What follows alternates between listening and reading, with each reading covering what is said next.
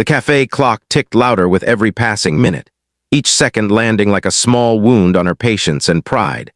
And by the time 2 full hours had slipped away, she had already accepted the quiet humiliation that comes when hope shows up dressed as foolishness. People around her laughed, cups clinked, chairs scraped the floor, life moved on without noticing her stillness.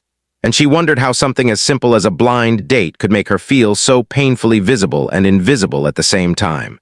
She had rehearsed excuses for leaving, imagined the sympathetic look she would give herself in the mirror later, and decided that this would be the last time she trusted a stranger's promise. And then the door opened, and the man who walked in shattered every expectation she had been clinging to. Before the story pulls you any deeper, take a moment right now. If you believe in kindness, in second chances, in the quiet miracles that happen when people least expect them, please like this video, share it with someone who needs hope today, leave a comment, and subscribe to the channel. These small actions help stories like this find the hearts that need them most. She had arrived early, of course.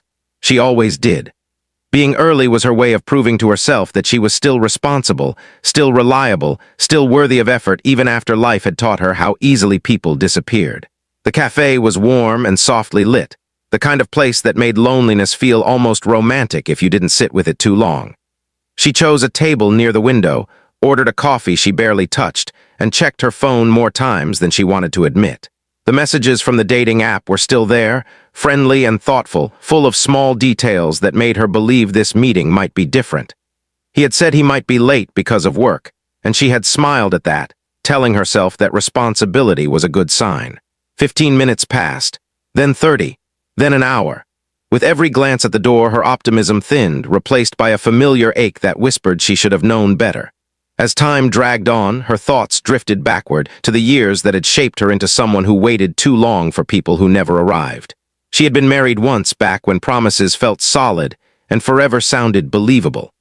That marriage ended not with a dramatic betrayal, but with a slow erosion of care, a quiet neglect that hurt more because it was invisible to everyone else.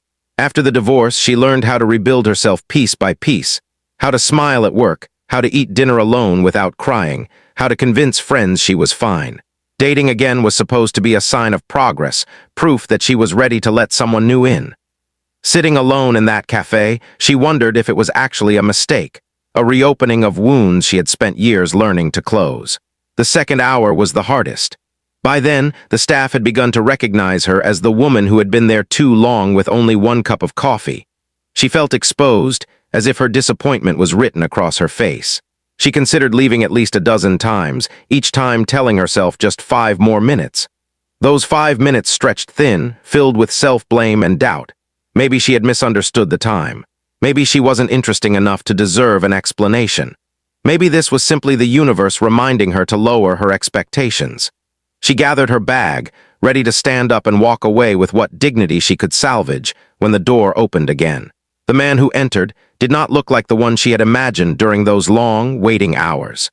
He was older than his photos suggested, with streaks of gray in his hair and a tiredness in his eyes that spoke of long days and heavy responsibilities. He walked with a slight stiffness, carrying a worn leather bag that looked like it had followed him through years of hard-earned routines. There was nothing flashy about him, nothing polished in the way dating profiles often try to be. And yet there was something undeniably real about his presence, something grounded that made the noise of the cafe soften around him as he paused, scanning the room. Her first reaction was confusion, followed quickly by disappointment. This was not the man she had been picturing. This was not the easy fantasy that had helped her endure the wait. She felt foolish again, caught between leaving and staying, between protecting herself and giving this moment one last chance. When his eyes finally found her, there was no smooth confidence in his expression, only relief mixed with nervous uncertainty. He moved toward her table slowly, as if afraid she might vanish if he hurried. What struck her most was not his appearance, but the weight he seemed to carry, the kind that does not come from age alone but from responsibility, loss, and persistence. As he sat down, she noticed his hands tremble slightly, noticed the deep breath he took as if he had been holding it for far too long. She braced herself for an excuse, for a shallow apology that would confirm her worst assumptions. Instead, she felt the atmosphere shift, the tension she had built around her heart hesitating, unsure of how to respond. As the minutes passed, something unexpected happened. The irritation she had nursed for 2 hours began to loosen its grip. He did not try to impress her. He did not pretend to be someone else. There was an honesty in the way he carried himself, a vulnerability that felt rare and disarming. She learned, not through dramatic revelations, but through small, unguarded moments, that his lateness was not carelessness. He was a single father who had just come from the hospital, where his teenage son had undergone a minor but frightening procedure. He had sat by a hospital bed longer than planned, choosing reassurance over punctuality, knowing he might lose this chance but unwilling to abandon his responsibility.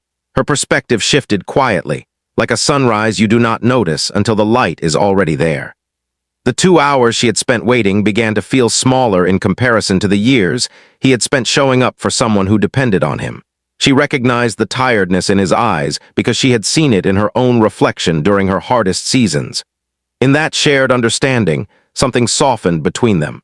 The cafe faded into the background as they both settled into the simple act of being present, of letting the walls they had built for survival rest for a moment. She found herself listening more than she spoke, absorbing the way he talked about life not as a series of achievements, but as a collection of moments that mattered. He spoke about learning patience through fatherhood, about the quiet fear of raising a child alone, about the guilt of wanting companionship while already feeling stretched thin. None of it felt rehearsed. None of it felt like a performance. It felt like truth, offered without guarantee of acceptance. And in that honesty, she felt something stir that she had almost forgotten how to recognize: respect. The challenge she faced was no longer about being stood up or disappointed. It was about deciding whether she was brave enough to let go of the version of love she had imagined and make space for the one unfolding in front of her. She had spent so long protecting herself from being hurt again that she had forgotten how protection could sometimes become a prison. Sitting across from this imperfect, sincere man, she realized that second chances rarely arrive in the form we expect. They come quietly, carrying flaws, asking us to see beyond the surface. By the time they stood to leave, the 2 hours of waiting no longer felt wasted. They felt necessary, like a test of endurance that had prepared her for a different kind of connection.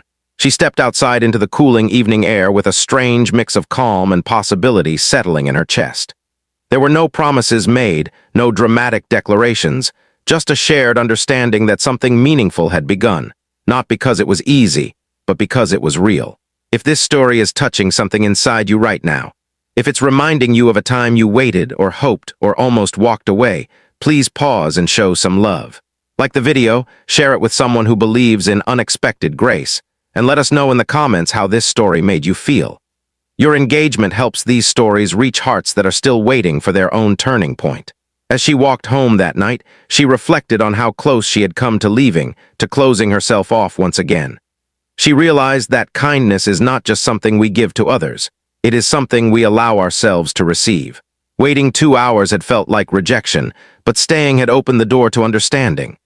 Life, she understood now, does not reward us for perfect timing, but for patience, empathy, and the courage to stay when walking away would be easier. Before this story ends, I want to ask you something special. Please take a moment and comment below with a single word that represents what this story meant to you. Hope, patience, love, healing, or even waiting. Your words matter more than you know. In the end, the man who arrived did shock her, not because he was late, not because he failed to meet her expectations, but because he reminded her that the most meaningful connections are born not from flawless beginnings, but from imperfect moments met with understanding. And sometimes, the longest waits lead us exactly where we are meant to be.